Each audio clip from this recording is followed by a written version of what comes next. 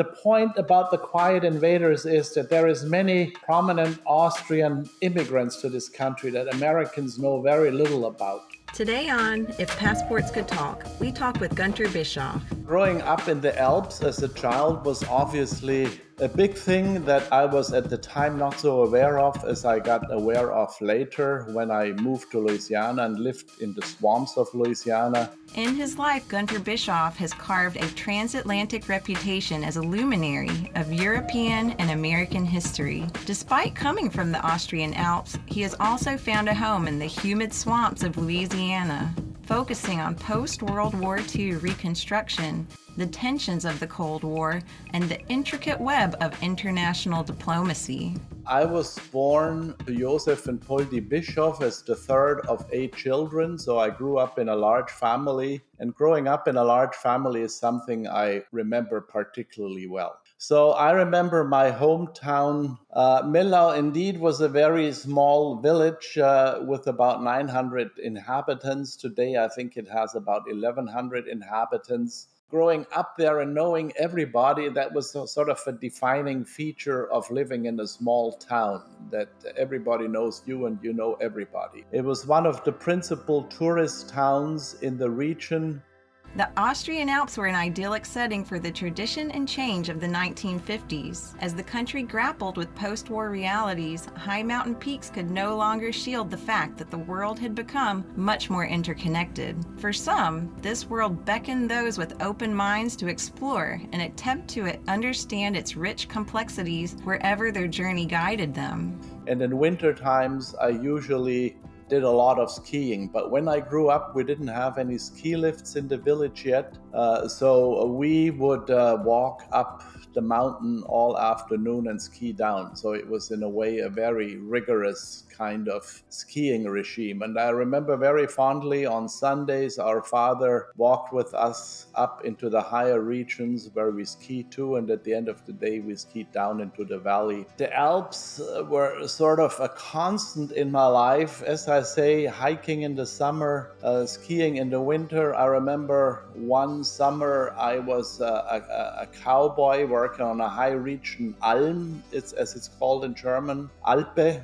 Alm. And there we were at the back of this domineering mountain that's domineering the entire valley. It was called Canisfluh, and at the back of the Canisfluh still had Edelweiss. So as these cow herds, we picked Edelweiss and sold them to the tourists. You know, at that time, of course, I didn't know the song Edelweiss yet, and I didn't know how important it is for many Americans to have seen Sound of Music and be familiar with Edelweiss. I encountered it walking up on this steep mountain and picking the Edelweiss, which of course you were not allowed to do at the time, but we did it anyway because we could make extra money by selling the Edelweiss to tourists. So I would say the Alps were definitely a defining kind of feature of growing up in this very rugged landscape. Very hard in the sense that there was lots of snowfall. And of course, I remember that my father was managing a grocery store in the village. So we had to clean the approaches, the parking lots around the grocery store, which used to be a lot of work because it could snow, say, 0.5 meter of snow, more than a foot of snow a night. And at that time, there was still plenty of snow. And of course, as kids, we had lots of fun building snowmen. The small populations constituting Austria's secluded Alpine villages were frequently visited by travelers drawn from all over the world to the region's uniquely beautiful sights, sounds, and tastes. Tourism was a very important industry in my town. And keep in mind, this is sort of the transition from a village that mainly is a farming village towards a village that now it's a Dienstleistungsgesellschaft, meaning is catering to tourism. Tourists came to Mellau to hike, to be in the mountains, for the fresh air, to hike in the summer. They came from German cities. And in the winter time, they also came to ski. In a way, made the village, if you will, well-to-do in the sense that everybody made money in the tourist economy. A lot of people, if they had extra rooms, they rented them out to tourists. If they built a house, maybe they built an extra floor to rent it out to tourists. So tourists didn't only stay in hotels, but they also stayed in private homes. Now, the tourists that came were mainly Germans and Dutch people and some Swiss people, not really Americans or English people. Now, tourism, I think, was important in my life in the sense that it always gave me a chance to make extra money, which, of course, given the big family, was important to the family. Once I was a student, of course, it allowed me to do things as a student which otherwise I couldn't have done. But tourism was also important in terms of the liberating experiences that it provided. If you think about it, young men like myself had their first sexual experiences with tourist girls from Germany and Holland. Usually it's called the typical ski instructor experience, that they always, if you will, mess around with tourist girls. I didn't mess around, but I had some positive experiences with some German girls.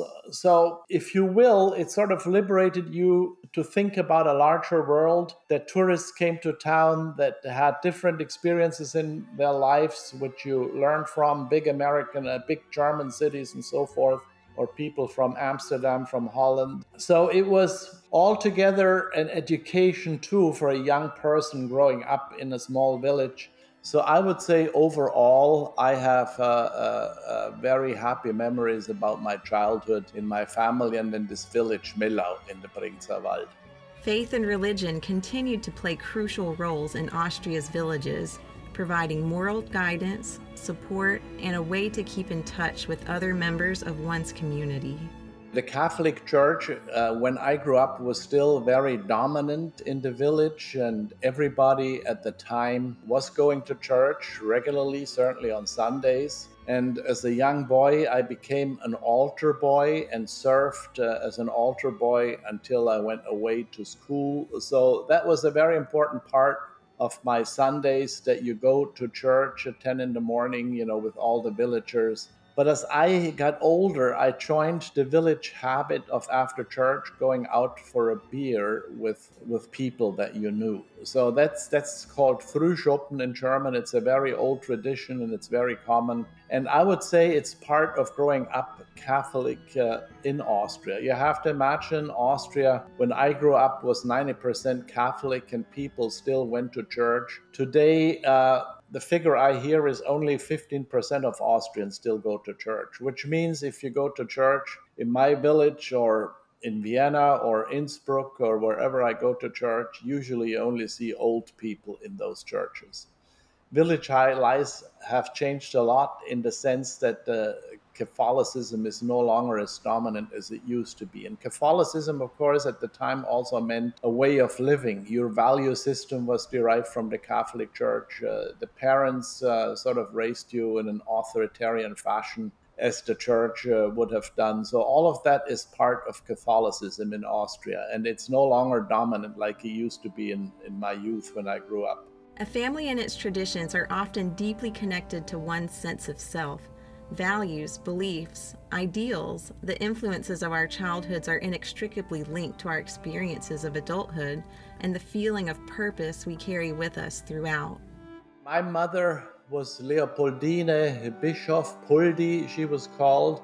And of course, she raised a big family and was a typical Hausfrau. My mother only had elementary school education, so she didn't have a higher education. So I guess she was always bound to be a housewife. But she was a very good and fond, proud woman, being the homemaker in the Bischof family, which meant she did a lot of cooking, mending of socks. And cooking meant that the time when I grew up, you didn't really have a lot of riches. We had a very modest lifestyle and our diet was very modest too. So usually my mom would cook what would feed a lot of children, which meant a lot of potatoes and cheese. For example, we didn't grow up with a lot of meat in our diet. So in that sense, we didn't have, as today people say, a Mediterranean diet, but a relatively healthy diet. But I would say she was a typical mom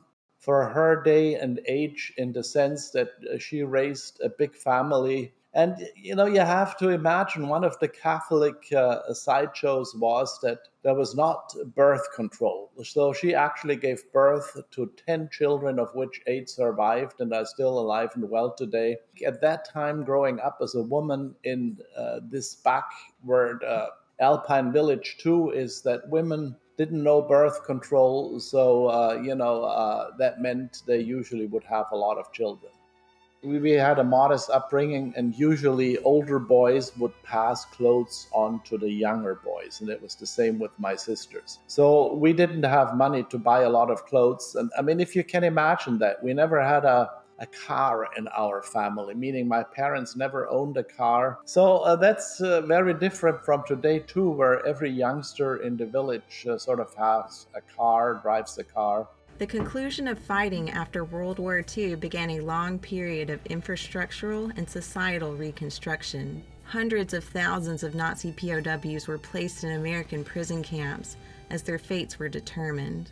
One of those prisoners, Günter's father, carried those experiences of America with him for a lifetime. My dad obviously grew up very differently from me, because when he was young, he grew up in the village too, in Mellau. His parents died early, so he was sort of responsible for his younger siblings. But when he was a young man, at the age of 19, he had to join the German Wehrmacht, because he was born in 1921. In 1938, Hitler took over Austria, as you know, the so-called Anschluss. So young men like him had to serve. And of course, if they resisted serving, they would be killed by the Nazis. So nobody his age were thinking of resisting. So he served in the German Wehrmacht, was trained, I think, in 1941 and thereafter, and spent most of the war in Finland. In other words, on the very tip of the Eastern Front, he was shooting artillery over towards Murmansk. At the end of the war, when Finland turned, he was brought down and fought on the Western Front against the Americans as they were breaking into Nazi Germany. This would have been in the area of Kaiserslautern.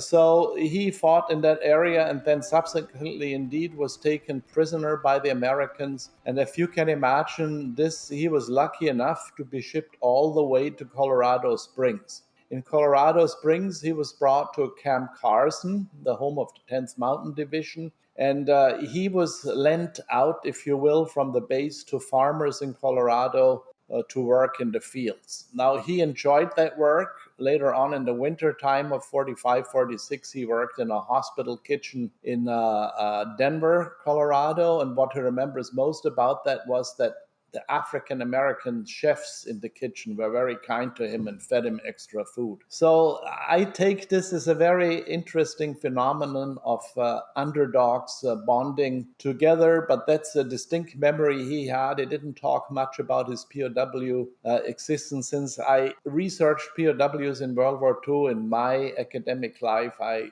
also researched him and found out a few details about him. But I also visited Camp Carson in Colorado Springs and took pictures for him to bring back at one point in time. I would say his existence was defined by the war experience. And keep in mind, he was lucky to return and to start a family. That's why I'm here. So what I remember my father the most was that he was a very hard worker. And if I inherited a good work ethic for my academic life, I would say that is something I inherited from my father, because I watched him all of his life working very hard. Change is both exciting and difficult. Maintaining traditions through change allows us to process our new surroundings without feeling as if we have lost ourselves or our roots in the process. Well, what do I still remember from my childhood? I would say what is most dear to me is the dialect, because the dialect, which is hard to understand for anyone except Swiss people. As I said, we are close to the Swiss border. So the dialect, I think, is a very defining kind of tradition, because it's so unique and so few people understand it. In order to be accepted in such a small town, you have to speak the local dialect. And I never really dislearned that. And I was very proud of our daughter when she went to school in Bezau, the next door village. She actually learned the dialect too, and she still speaks it today, and we can speak in the dialect. Now, whenever I went back, people would ask me, Hoi, bist du wieder einmal da? Which sort of means as much as, Hoi, are you here, back here again? And I said, yeah, just for a little time, just a bitsle. So being part of that village community in a way has grown on me in the sense that I regularly return. I don't really have a lot of friends there anymore, but of course I still have family members. Given that I'm from a large family, half of the family stayed in the valley that is in Mellau and surrounding villages, and half of us moved away. The English novelist Jane Austen once said, "What are men to rocks and mountains?" As Günter returned home to Austria, he carried new American identities and ideas that would grow throughout his life. Despite these changes, the mountains of his youth were unmoving and never ceased to call him to their peaks.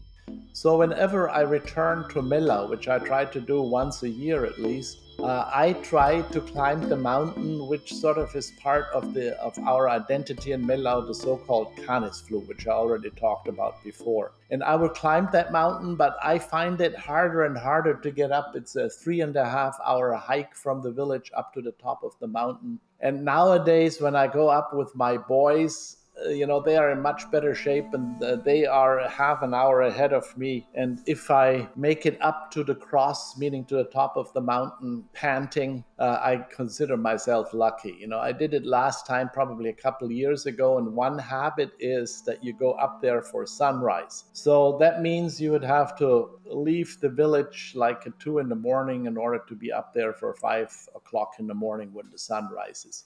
So those kinds of mountain experiences, Bergerfahrungen, I was never a climber in the sense that I was a daredevil going up the bald face of mountains, but I was always a hiker since our dad sort of went hiking with us when we were young, and I always enjoy doing that still when I return to the valley. And interestingly enough, my kids do too. And even though smitten by wanderlust, he occasionally missed the sights, smells, and taste of his youth. For Günter, 2 dishes from his childhood home have always stood out from the rest. The cuisine in Austria, as I say, when we grew up, was modest. So probably the most defining dish that we have was called Käsknöpfle. And Käsknöpfle are a homemade pasta. And it's sort of pasta made from scratch by our, chefs. And it's only delicious with the kind of strong cheese that is common to our area, Bergkäse. And I would say the smell of Bergkäse is still with me. I can smell that. And whenever I go home, I try to eat Käsknöpfle. And the other very defining thing would be Marillenknödel, which is to say apricot dumplings. So Marillenknödel are only cooked in June and July when there is fresh apricots available, and there is a delicious kind of knödel around it. And Marillenknödel is something that I also still enjoy eating whenever I come home. So I would say most defining would be Käsknöpfle because of the strong sense of the cheese that goes into it. So one meal we regularly ate on Saturday evenings would be boiled potatoes. And we would have a homemade cheese with it that my father made. It's called Ziergerer. And Ziergerer is also a very strong smelling kind of homemade cheese. So my wife got used to the taste too, but it was a bit much for her because it was such a strong taste. So I would say cheese is the way it's being made in the Brinkser Wald. By the way, the Brinkser Wald is famous for its cheeses. And also this homemade Ziergerer, which probably most people today don't know anymore because nobody knows how to make it anymore. At a young age, Günter's prowess and potential as an academic was already becoming clear.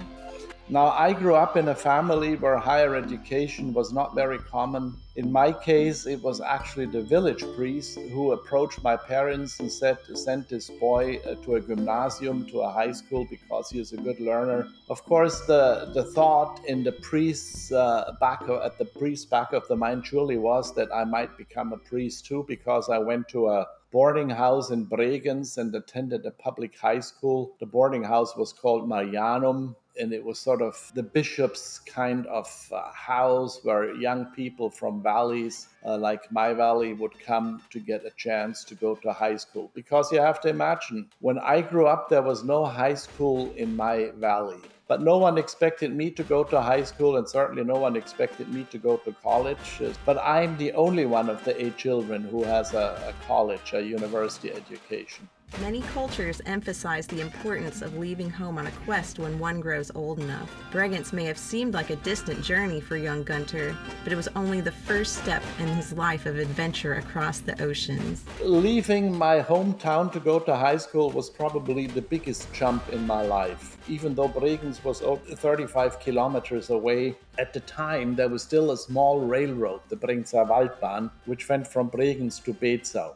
Now, we were not allowed to come home often, only on the big Catholic holidays, Christmas, Easter, and so forth, were we allowed to come home and see the family. So it was really being cut off from the family at a fairly early age. In my case, it was at the age of 12. And in 4th grade, when I was 13, is so to speak, the last time I remember being really homesick, missing Mellau and my family and my home, which never would happen again, because I think once I made the first step of leaving my family and my hometown to go away to Bregenz, it was much easier to go for a year to California or later on to go to Innsbruck, where I regularly came home. What's important about that first step is that I, if you will, cut the umbilical cord with my family. Even though I was close to them and stayed in touch with them, I started to live, in foreign establishments and had to get used to different kind of lifestyles in that sense. Like the song of a siren, the allure of a booming California would have been nearly impossible to ignore. By and large, my image of the United States was shaped by the fact that when I finished high school in Bregenz, I spent a year in California as an American Field Service student, AFS. And I lived with a family in the East Bay area, which is to say about an hour east of San Francisco, close to Berkeley, close to Oakland, which by American standards was not a big town. It was about 15,000 inhabitants, and it was what you'd call a bedroom community. Many of the people commuted into San Francisco. Like my host father, Mr. Kenzie, was a geologist, and he commuted regularly to the offices of the Chevron company in San Francisco. So the difference was vast in the sense that I grew up in a very modest kind of environment, and I felt like this middle-class lifestyle in California was, the people were very wealthy and rich, and they had everything. Maybe again, if I circle back to the issue of food, to give you an example. So I didn't know any ethnic foods. We didn't have those in the valley. So if you can imagine, for the first time in my life, I ate pizza. For the first time in my life, I would eat Mexican food. I would eat Chinese food. So all those ethnic foods that are so common to the American middle class, I encountered. A lot of things I didn't know. So for example, I never had seen a melon before in my life. So to eat a cantaloupe from the Central Valley in California was incredibly delicious to me. So I encountered not only a lot of new foodstuffs, but an entirely different, well-to-do lifestyle. The great state of California would become a massive transition for Günter. Like many Austrians, he quickly discovered a skill that translated beautifully between the Alps and Lake Tahoe: skiing. I started a ski racing team at the high school. They had lots of skiers, but nobody knew how to race in between gates. And we would go up to the Lake Tahoe area pretty much every weekend, all winter long, in order to learn ski racing and participate in ski races.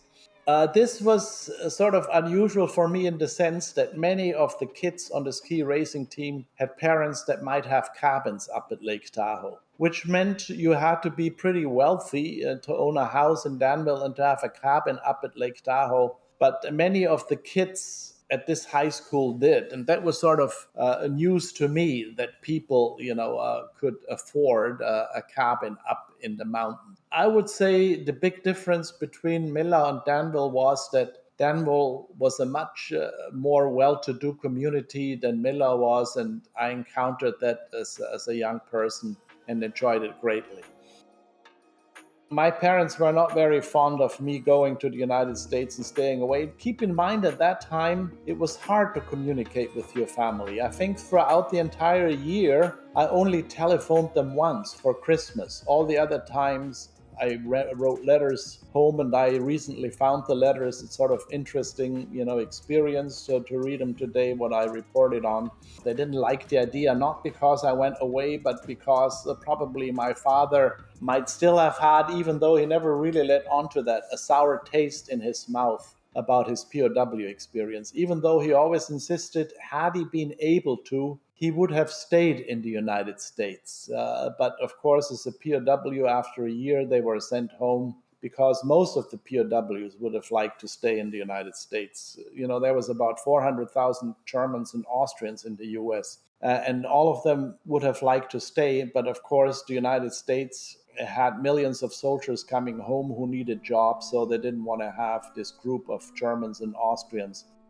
What I remember most about my first weeks is that it was very hot, sort of like it's very hot here. And I've never experienced the kind of heat. I would say it was over 100 degrees, in this East Bay area.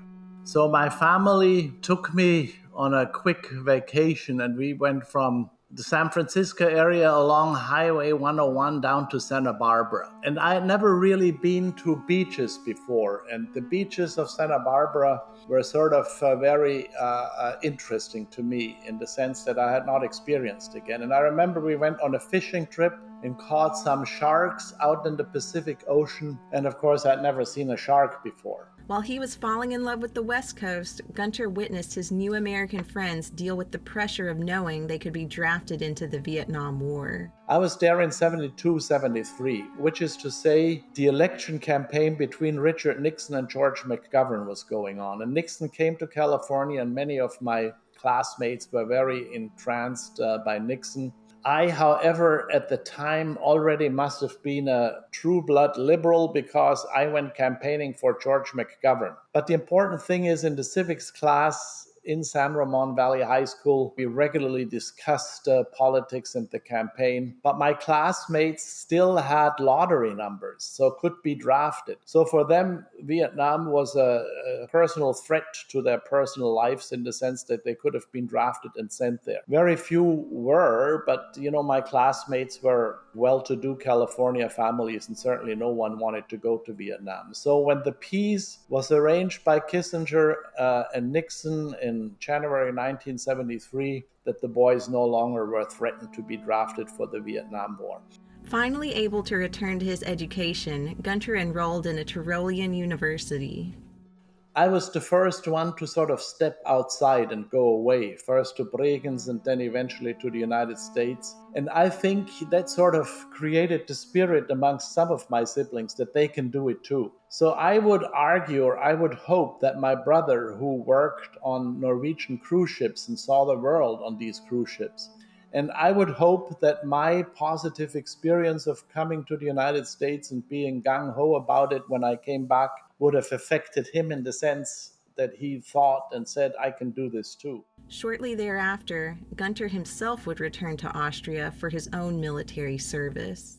When I got back in the fall of 1973, I had to go into the Austrian army. So that was, if you will, a pretty rude awakening that I had to do my 8-month army service. And, that would bring me back to, of course, regimentation as you would experience in the army. But like every Austrian of my age, I did my military service without really questioning it.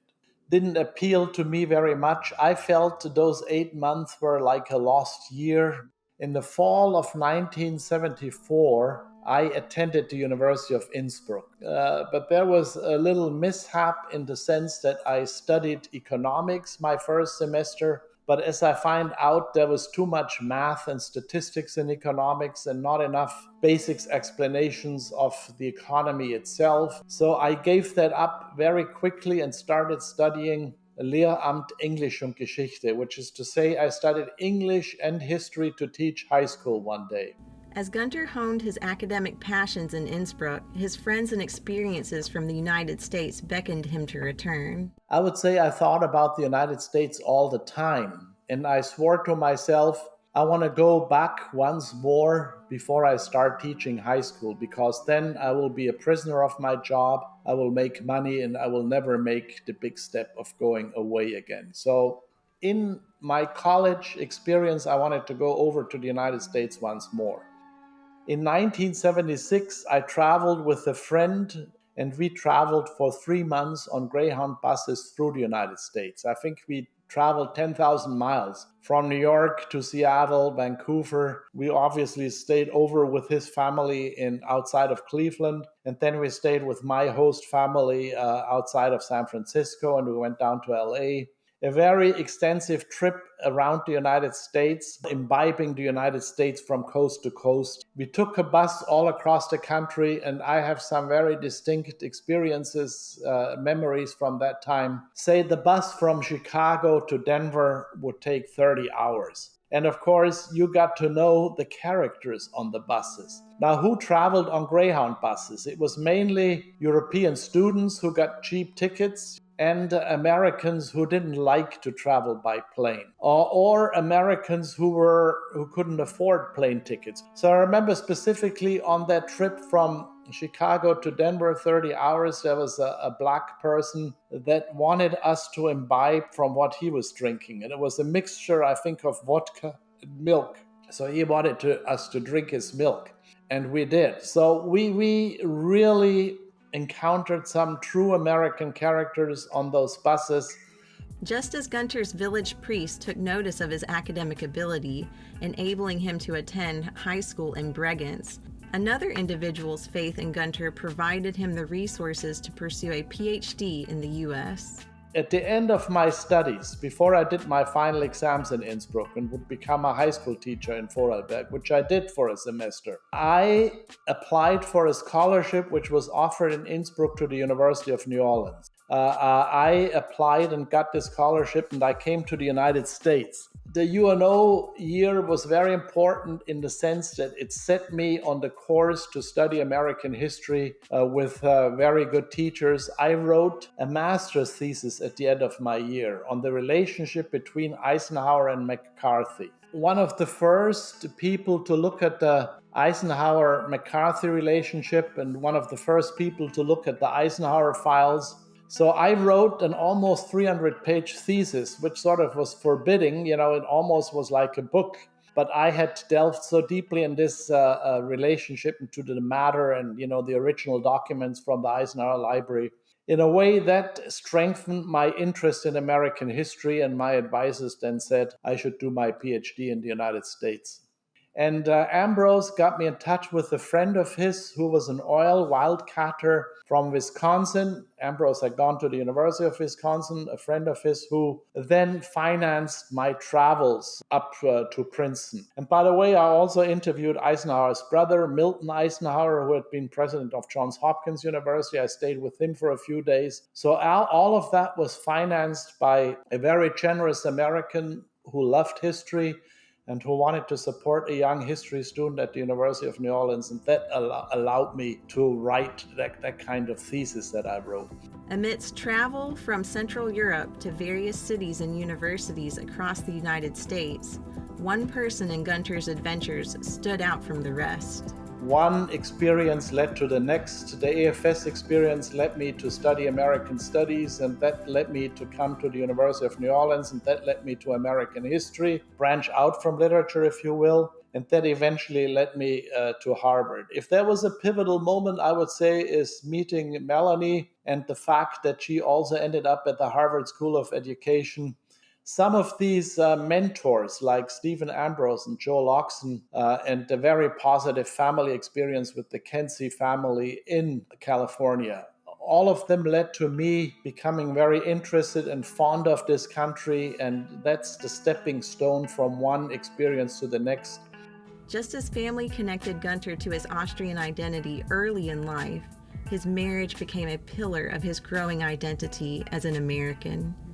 Now, Melanie comes from an unusual family, unusual in the sense that her father supported his girls. There are 3 girls in the family to get a good education. And if you can imagine this, her oldest sister went to Yale, her older sister went to Harvard, and she went to Princeton. Jimmy Boulay, their father, sold land that he had in order to send his girls to college. Now, that would be unimaginable in Austria, that a farmer would sell his land to send his girls to college. My youngest sister, when she wanted to go to college, my father said, "Oh no, girls don't need to go to college, they get married anyway." That's how he took her out of the path of higher education. But that was not the case in my wife's family. So she went to Princeton, studied development economics, and after her college years, she actually went with Peace Corps to Paraguay. And I met her when she had finished Peace Corps and her teaching in Honduras.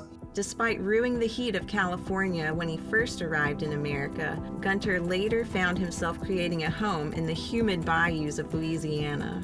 Not to be forgotten, which I like to tell the Austrians, is the fact that you can live from nature here. That is, when I go fishing with my brother-in-law, or when I used to go crabbing with my young son Alexander in the bayou, you can catch a lot of crabs and fish. And I'm not a hunter because I don't really like weapons and don't shoot, but a lot of people here do hunt ducks and deer, and often we get some venison from them. So in that sense, you can really live from nature here, which you can't in Austria, because only wealthy people hunt there. So that's very different. Everybody here, except me, has a boat in their backyard. Everybody drives, all males drive a truck, except me. In that sense, I'm very un-Cajun, that I am not a macho Cajun who drives a truck and has a big fishing boat in his backyard. I've gotten very fond of the Louisiana bayous. Being a symbol of transatlantic connection himself, Günter became fascinated with the relationships of his old and new home countries. If there is any project particularly dear to me as a Cold War historian, which is to say post-World War II Austrian-American relations, I would say it's the Marshall Plan. I worked on the Marshall Plan in Austria, and altogether I think I've published 3 books on the Marshall Plan in Austria, and that sort of became, in a way, a life-defining project. But I would say the Marshall Plan, more than anything, has been a subject matter that has defined my scholarly career. The Marshall Plan I knew nothing about when I grew up in Mellau. But later on I learned that actually the Marshall Plan did play a role in my village in the sense that it helped start tourism. After the war, the Marshall Plan invested quite a bit of money into modernizing hotels. And I later on would find lists of hotels in Mellau that got money through the Marshall Plan in terms of making these hotels more modern, with modern toiletries, beds, silverware, and so forth. And that would later on attract the kind of tourists that I would encounter as a young student. So in that sense, the Marshall Plan played an important role in my village too, but I didn't know about that when I grew up. Like Günter, many Austrians have made meaningful impacts as immigrants to the United States. One book idea I've been working on, and Botstiber has been generous in supporting me, is to write a book about Austrian immigrant biographies to the United States, since I'm one myself. And I think the way I envisioned the book now is I talk about my experience like I talk with you about my experience, and weave that into these immigrant biographies. The point about the quiet invaders is that there is many prominent Austrian immigrants to this country that Americans know very little about. People came during that time, but I would like to sort out these quantitative data by showing what kind of lives came here and why people came and how they assimilated. There is an American historian, in fact, he was not a historian, he was a diplomat. His name was E. Wilder Spalding, who wrote a book about quiet invaders and said, what's notable about Austrians is that they adjusted, assimilated to the country very quickly. They learned the language quickly and they became Americans quickly. Now, I don't think that's the case with all Austrians. It's the case with some Austrians, but I'd like to sort that out. Finding a new home can sometimes feel like a betrayal of one's birthplace, but as Amelia Earhart once said, adventure is worthwhile in itself. So I would have ended up probably as a middle-class burger in Bregenz. I would be retired because I could have retired earlier there. And probably I would be very content with my life there, the way I'm content with my life here. But I think the life here in the United States was much more interesting than it would have been had I stayed in Austria. To learn more about Günter's work, please visit our show notes. And if you would like to hear more stories like this one, please subscribe to If Passports Could Talk to get updates on future episodes.